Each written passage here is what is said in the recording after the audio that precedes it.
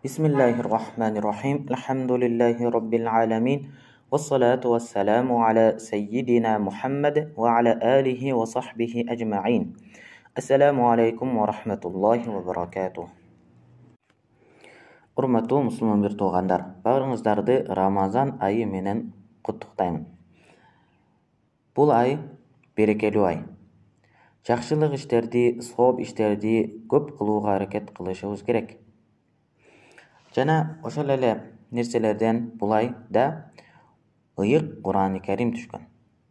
Жана Кур'ан-ы Каримди көп окуганга аракет кылыш керек. Анткени пайгамбарыбыз саллаллаху алейхи ва саллям дагы Куранды көп окуганга дайыма насаат айтчу. Жана Куранды окууда дагы ар бир тамгасына 10дон сооп алат. Ким окубасын Кур'ан-ы Каримдин сөздөрүн окуганда ар бир тамгасына 10дон сооп алат.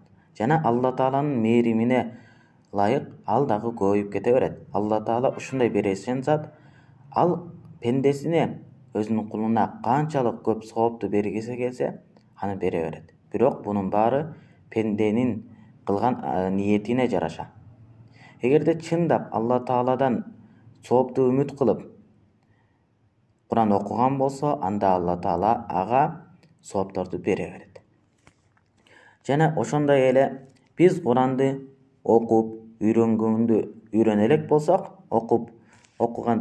болсок, анда ушулайда же болбосо кайсы убакта болбосун үйрөнүүгө аракет кылышыбыз керек. Анткени бул менен биз акыретибизди курабыз.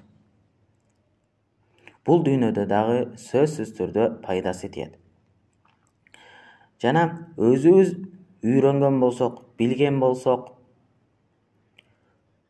балдарыбызга өзүбүз эң биринчиден Фатиха сүрөсүн, Ихлас, Фалак, Нас деген кыска сүрөлөрдү эң биринчиден болуп үйрөтүүгө аракет кылышыбыз керек.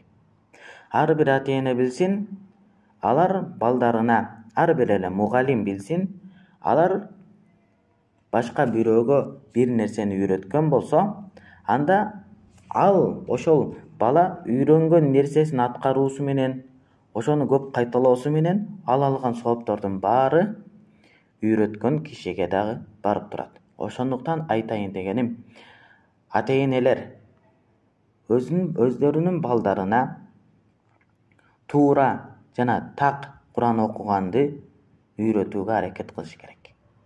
Мисалы, Фатиха сүрөсү бул адам баласы 5 убакыт намазда окуш керек.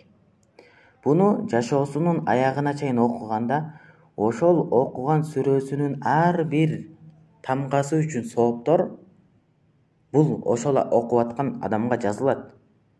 Жана ал Фатиха сүрөсүн ким окуткан, ким ага үйрөткөн болсо, ага дагы сооп жазылат. Ошондуктан ата-энелер балдарына жок дегенде Фатиха сүрөсүн Кур'ан-ы Каримден окуганды ага үйрөтүш керек. Жана жаттатыш керек.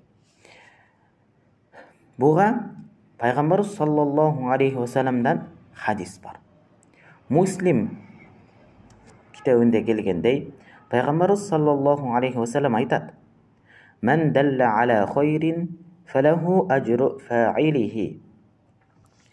Кимде ким бир жакшылык ишке далалат кылып, бир жакшылык нерсени бирөөгө үйрөткөн болсо, фалаху ажру фаилихи, анда ага ошол ишти аткарып аткан адам канча сооп алса, ошол үйрөткөн кишиге дагы ошончо сооп жазылат дейт. Ошондуктан урматтуу мусулман бир туугандар, баарыбыз башка бирөөлөргө өзүбүз билген жакшы нерселерди үйрөткөнгө аракет кылалы. Ошол аркылуу биз акыретибизди курганга көбүрөөк мүмкүнчүлүк алабыз. Алла Таалам бул Рамазан айын бизге берекелүү кылып берсин. Жана баарыбызга Алла Таалам жакшылык иштерди жасаганга тауфик берсин. Баарыңыздарды Рамазан айы менен куттуктаймын. Assalamu alaikum wa rahmatullahi wa barakatuh.